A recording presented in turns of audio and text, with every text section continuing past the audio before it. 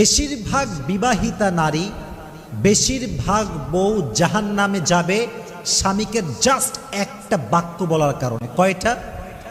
জোরে বলেন কয়টা? বেশিরভাগ নারী তার স্বামীকে একটা কথা অলওয়েজ বলে।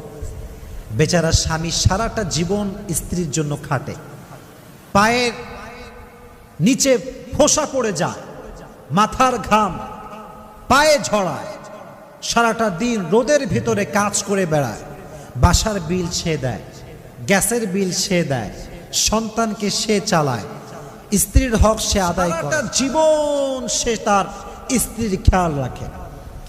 কোনো একটা দিন সামান্য চুল পরিমাণ যখন কম হয়ে যায়, তখন নারী বলে কি, মা রাআইতু মিনকা খায়রান কত, তুমি আমার জন্য জীবনে কি করলা?